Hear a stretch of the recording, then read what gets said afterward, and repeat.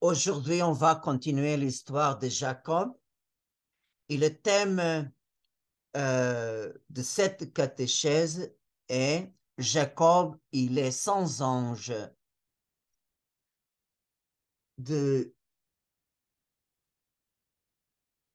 Parmi les trois patriarches, Jacob est celui qui a le plus contact avec les sans anges.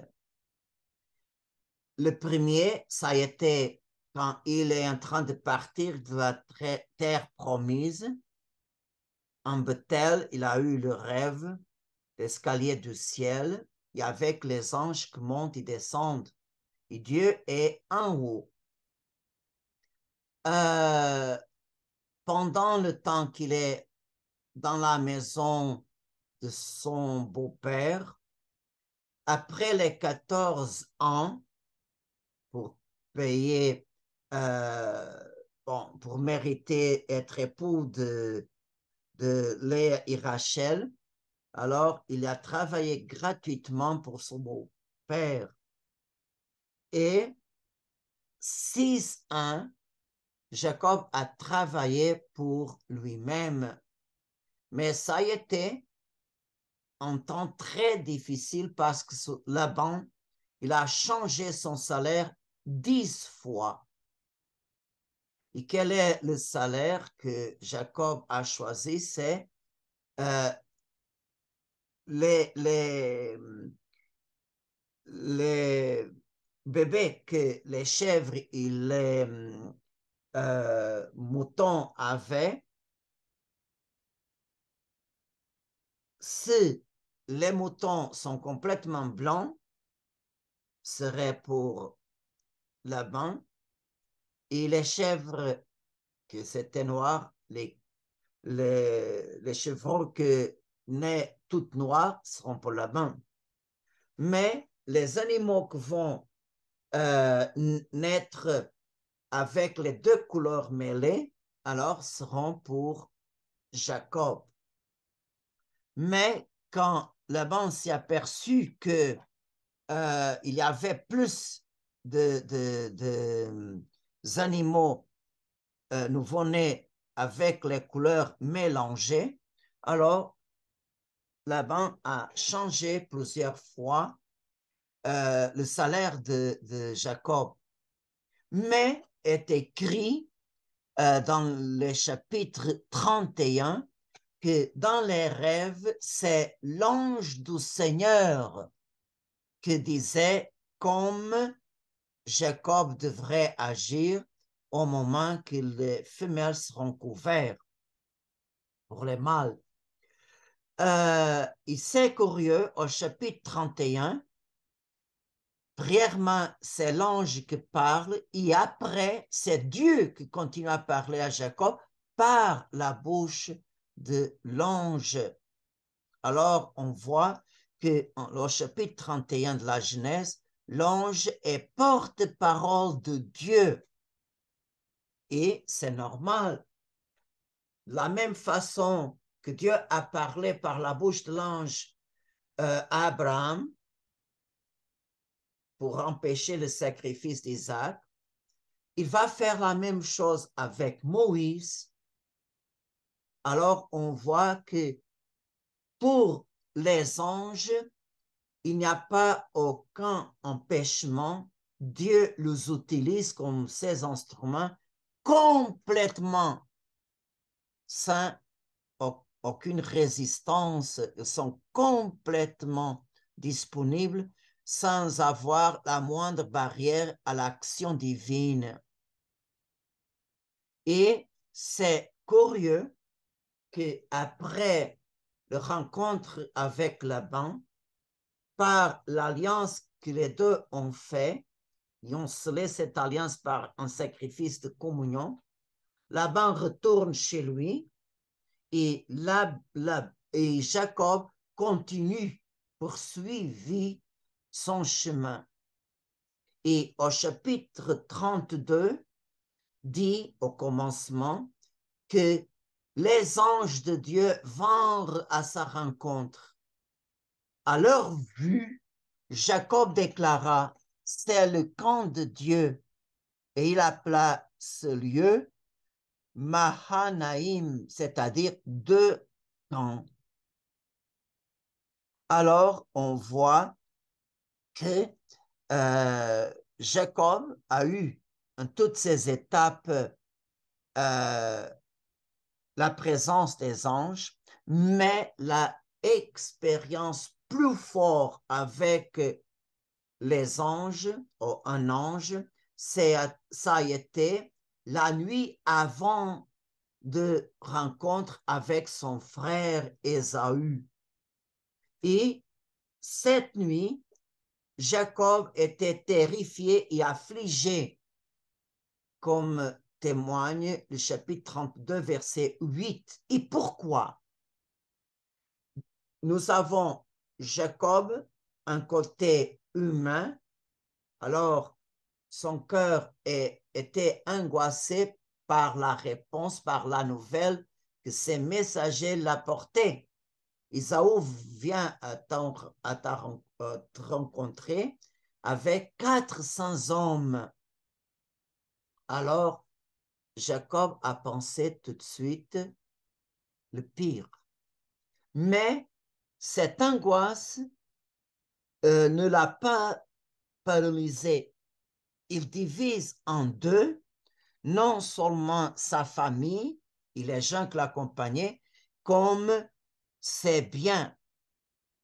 Alors, si Saül va attaquer un, l'autre va se sauver. Ça, c'est le côté humain. Mais le côté spirituel, Jacob prie, fait une supplique vraiment extraordinaire. C'est un grand exemple pour nous. Prièrement, c'est au chapitre 32 qui est écrit cette prière à partir du verset 10. Il dirige sa prière au Dieu d'Abraham et d'Isaac. C'est un préannonce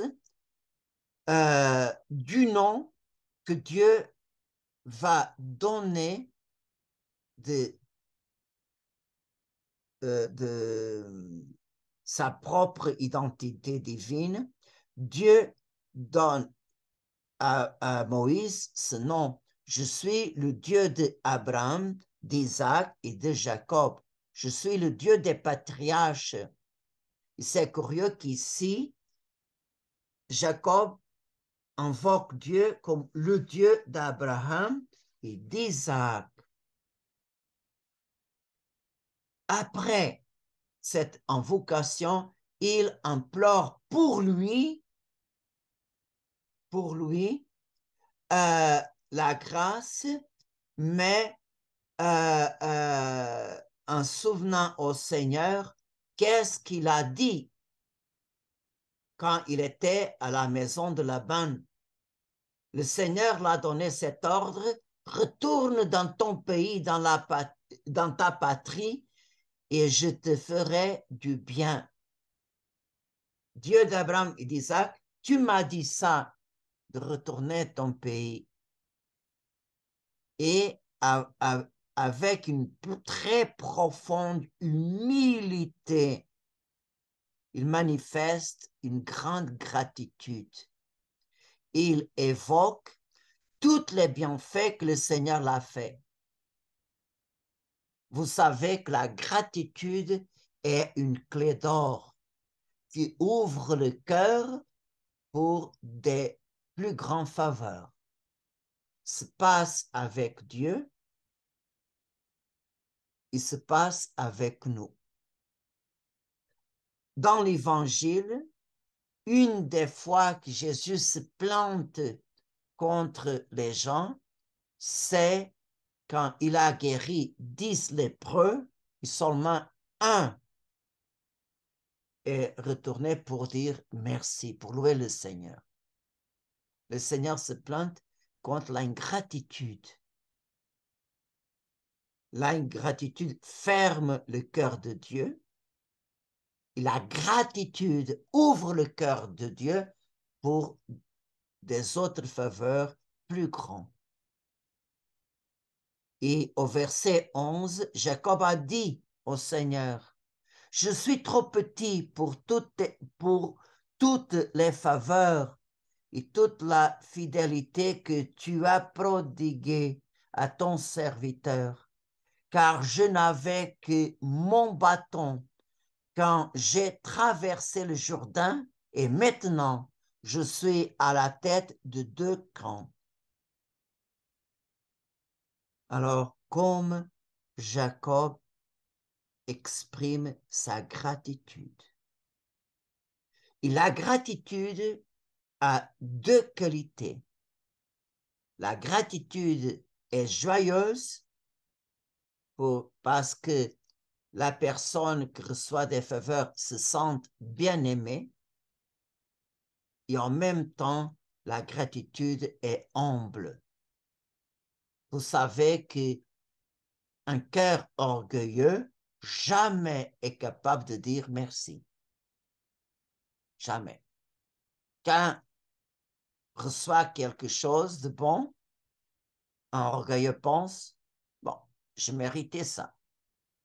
Les autres ne font pas que son devoir. Et le 4e pas de cette prière, c'est il intercède pour les membres de sa famille et pour lui-même. Au verset 12, il dit au Seigneur, délivre-moi donc de la main de mon frère, de la main d'Ésaü, car j'ai peur de lui. J'ai peur qu'il ne vienne me frapper et frapper la mère avec les fils. Et pour terminer sa prière, Jacob dit au Seigneur de se souvenir des promesses qu'il a faites pendant le songe de l'escalier du ciel. C'est toi qui m'as dit, je te comblerai de bienfaits, je rendrai ta descendance comme le sable de la mer, qu'on ne peut dénombrer tant qu'il y en a. Alors, on voit que Jacob, vraiment, en cette prière, il s'abandonne complètement au Seigneur. Complètement. Il vraiment se sent très impuissant en face de cette rencontre qui peut se passer mal. Et quand Dieu écoute une prière humble, jamais il reste insensible. Alors il envoie en aide de son serviteur les anges, comme il est écrit au psaume 90,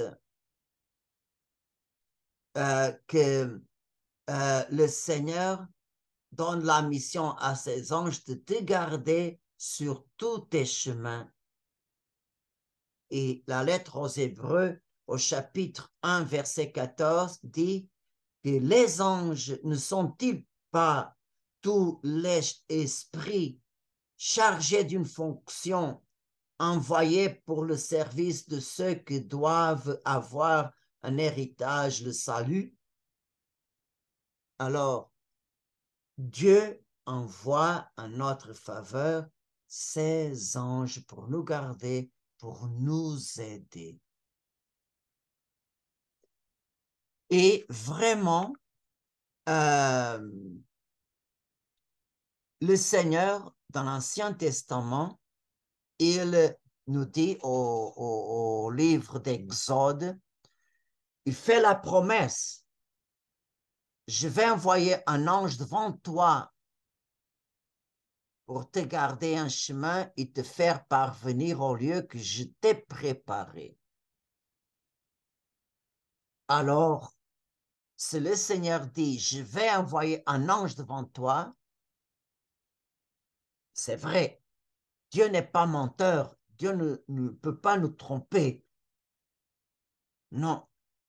Je vais envoyer un ange devant toi, c'est vrai. Et l'ange a une double mission. Nous garder en chemin. Quel chemin c'est celui-ci? C'est le chemin que on fait sur terre. C'est notre vie terrestre.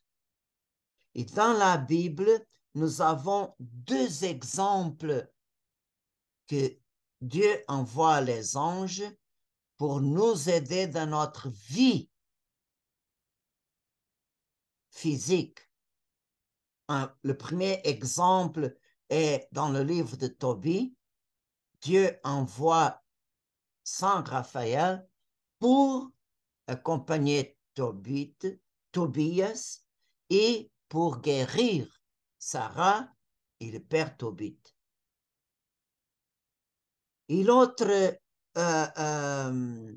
exemple, c'est cette narration est dans le livre du prophète Daniel, chapitre 14. Daniel en Babylonie était dans le fosse des lions. Et en Israël, l'ange apparut au prophète Habakkuk qui est en train de préparer son repas. Et l'ange a dit, va amener ce repas à Daniel qui est en Babylonie dans la fosse du lion. Bien sûr que le prophète Habakkuk, mais je ne sais pas, jamais j'ai vu la Babylonie, je ne connais pas Daniel, je ne sais pas où est la fosse des lions. L'ange l'a transporté, le prophète Habakkuk, jusqu'à l'entrée de la fosse des lions. Et c'est curieux qu'Habakkuk cria, Daniel, Daniel, prends le repas que Dieu t'envoie. Quelle beauté. Et Daniel dit alors, tu t'es souvenu de moi, mon Dieu. Tu n'abandonnes pas ceux qui t'aiment. Il se leva et mangea. L'ange de Dieu ramena aussitôt Habakkuk à l'endroit d'où il venait. Dieu prend soin de notre corps et de notre vie matérielle par ses anges. Mais l'ange aussi est avec nous pour nous conduire au lieu que je t'ai préparé. Alors, au ciel. Et c'est curieux que Jésus, dans l'évangile de Saint Jean, chapitre 14, utilise les mêmes mots que le livre d'Exode. Pour Exode dit de conduire au lieu que je t'ai préparé. Et dans l'évangile, Jésus dit, dans la maison de mon Père, il y a de nombreuses demeures. Quand je serai parti, quand je serai parti vous préparer une place, je reviendrai et je vous amènerai auprès de moi, afin que là où je suis, vous soyez vous aussi. Et comme l'ange réalise ces deux missions, il réalise ces deux missions en regardant sans cesse le visage du Père, comme est écrit Matthieu 18, 10. Les anges voient sans cesse la face de mon Père qui est aux cieux. Et c'est de cette contemplation que l'ange sait qu'est-ce que Dieu veut à chaque instant pour nous. Alors, l'ange nous conduit en ce monde et vers le ciel selon la volonté de Dieu, sans aucun doute ou il ne se trompe pas. Jamais l'ange vraiment nous va conduire pour un chemin que ce n'est pas la volonté de Dieu. Il n'y a pas de possibilité ça, c'est impossible.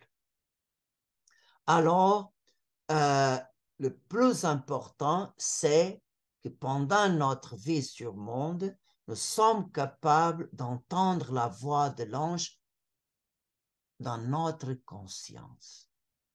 C'est très important. Je sais que dans notre âme, il y a beaucoup de confusion, il y a beaucoup de bruit, mais il faut apprendre à faire du silence dans notre cœur. Et c'est là que l'ange va nous parler, va nous inspirer, va nous toucher.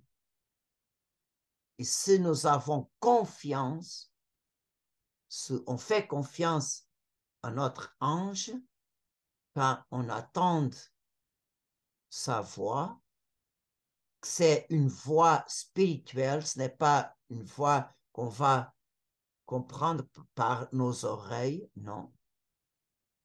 On va entendre dans notre cœur. Ce sont des paroles, simples paroles. Et si on va obéir immédiatement, l'ange, la prochaine fois, va nous parler plus fort, plus fort, plus fort. Il va arriver un moment que c'est impossible de laisser d'entendre la voix de l'ange. De telle manière qu'elle est claire dans notre âme, dans notre conscience. Mais on va retourner maintenant à l'expérience de Jacob avec l'ange. Alors, le cas où l'ange se manifestait d'une manière plus directe, c'est la nuit avant la rencontre avec Ésaü. Et le chapitre 35, versets 25 à 30, nous donne cette narration, description de cette rencontre entre Jacob et l'ange pendant la nuit. Et c'est curieux que avant de rester, Jacob envoyait toute sa famille, tous ses biens, ses troupeaux, tous ses servants et servantes, il envoyait tout avant lui à passer le fleuve. Alors, quand il est écrit au chapitre 32, il leur fit passer le torrent et fit aussi passer ce qui lui appartenait. Et Jacob resta seul. Et c'est là qu'il a eu cette expérience. Or, quelqu'un lutta avec lui jusqu'au lever de l'aurore. L'homme, voyant qu'il ne pouvait rien contre lui, le frappa au creux de la hanche. Et la hanche de Jacob se démit pendant ce combat. L'homme dit, lâche-moi, car l'aurore s'est levée. Jacob répondit, je ne te lâcherai que si tu me bénis. L'homme demanda, quel est ton nom? Il répondit, Jacob. Il reprit, ton nom ne sera plus Jacob, mais Israël, c'est-à-dire Dieu lutte, parce que tu as lutté avec Dieu et avec les hommes, et tu l'as emporté. Jacob demanda, fais-moi connaître ton nom. Je t'en prie, mais il répondit, pourquoi me demandes-tu mon nom? Et là, il le bénit. Alors, le nouveau catéchisme de l'Église catholique, au numéro 2573, il interprète cet combat entre l'ange et Jacob comme une image, comme un symbole de la prière, comme un combat de la foi et la victoire de la persévérance. Alors, Jésus parle de ce même combat dans la prière, dans la parabole de la veuve importune qu'elle a réussi de que le juge la reçoit à cause de sa persévérance. Alors, on voit que en ce combat corps à corps avec l'ange du Seigneur, Jacob a dû apprendre que ce n'est pas par la force physique qu'il passerait l'épreuve de rencontre avec son frère.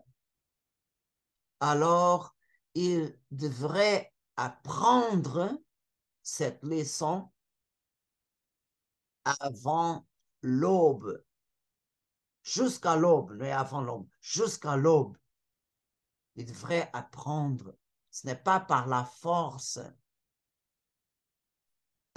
Alors, on voit que au moment qu'il a compris que cette personne avec qui il combattait, ce n'est pas un simple homme de ce monde, immédiatement, Jacob le demande la bénédiction.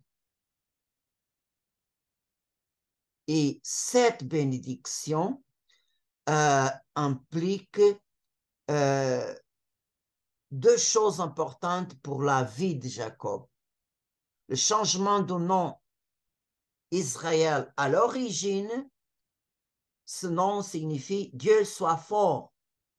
Mais au niveau populaire, les gens ont interprété Israël comme il était fort contre Dieu.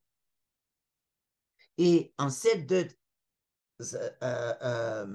contextes, on peut comprendre que ces deux interprétations sont réalisées en Jacob. Dieu est fort, c'est vrai. Dieu a montré sa force dans la rencontre entre Jacob et Ésaü. Et en même temps, Jacob était fort contre Dieu. C'est que par sa prière, par sa foi, par sa humilité, par sa persévérance, en demander la grâce divine, Dieu a complètement adouci la dureté du cœur d'Ésaü.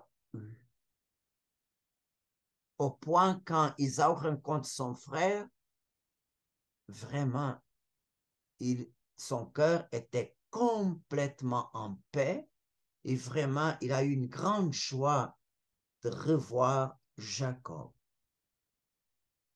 Alors, la certitude que Dieu serait présent en cette rencontre avec son frère, alors Dieu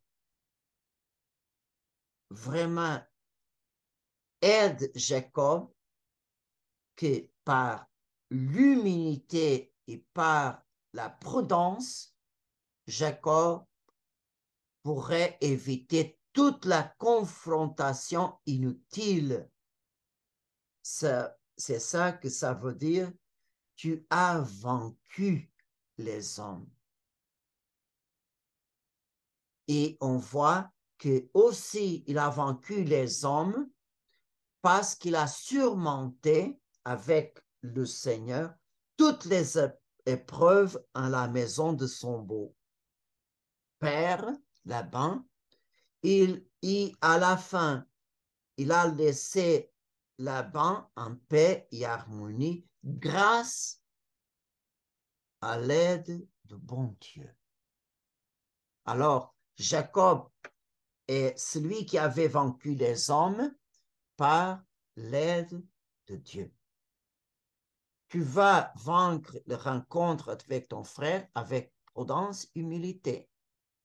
Et tu as vaincu toutes les épreuves à la maison de Laban parce que Dieu était avec toi. Et aussi, tu étais fort contre Dieu et qui l'a vaincu. Alors, c'est-à-dire, Dieu Jacob a lutté avec Dieu par sa prière constante, insistante et persévérante et a gagné sa miséricorde. Alors, par conséquent, la bénédiction de l'ange du Seigneur serait un signe précoce de l'assistance de Dieu pour la réunion de ce jour qu'il redoutait tant. En même temps, la luxation de sa cuisse était une leçon d'humilité, faire confiance à Dieu plutôt qu'à sa propre force humaine. Et pour terminer, c'est curieux que Jacob demande au l'ange son nom. C'est la même chose que a demandé le père de Samson, comme est écrit au chapitre 13 des livres des juges. Mais à Jacob, l'ange a dit, pourquoi me demandes-tu mon nom? Et au père de Samson, l'ange dit, pourquoi demandes-tu mon nom alors qu'il est merveilleux? Il y a des autres traductions qui disent qu'il est mystérieux. Le nom, quand Dieu donne à un ange un nom, ce nom signifie l'essence de l'ange, qu'est-ce que est l'ange, quelles sont les grâces, les charismes qu'il apporte, quelle est la mission qu'il fait. Alors, le nom signifie l'être de l'ange et son agir. Et aussi représente, exprime la relation entre l'ange et Dieu. Alors, le nom que reçoit un ange de la part de Dieu, c'est quelque chose entre Dieu et cet ange-là. Et n'oubliez pas que les 100 anges appartiennent au monde de Dieu, pas à notre monde. Pour la grâce de Dieu, pour la miséricorde, pour la condescendance, Dieu nous a révélé 3 noms de Saint Michel, Gabriel et Raphaël.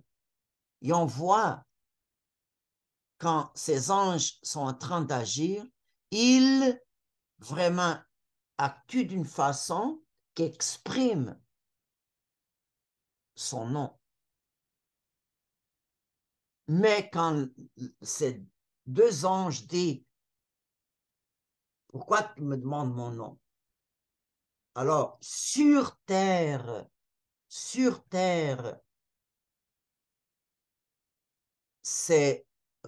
relation entre Dieu et ses anges nous échappe. C'est quelque chose que Dieu va nous montrer au ciel, pas sur terre.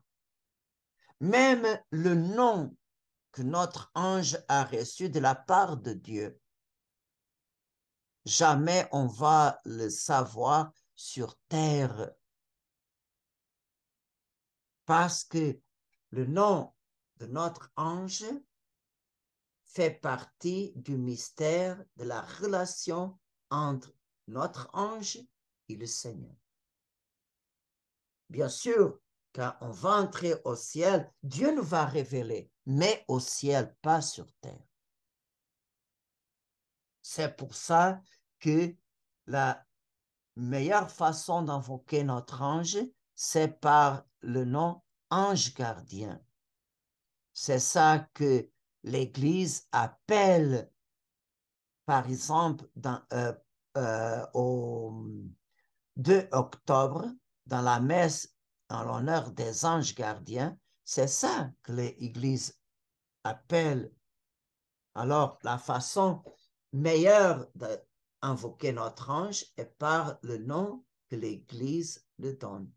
Mon ange gardien. Et comme tel, on appelle notre ange par la fonction qu'il a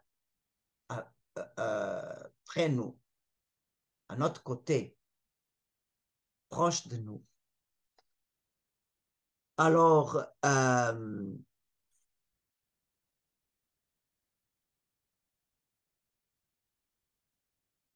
l'ange et son nom, c'est une des révélations que nous allons avoir au ciel. Fait partie de, c'est une facette, c'est une partie de tout ce qu'on va recevoir au ciel.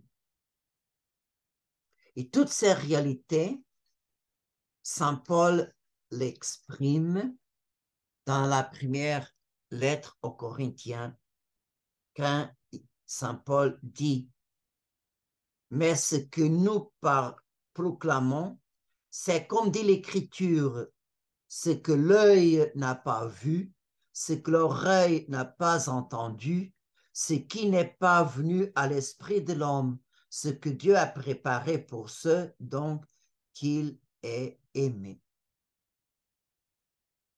Alors, c'est dans cet amour que Dieu a pour nous qu'il nous va révéler la merveille de notre ange gardien.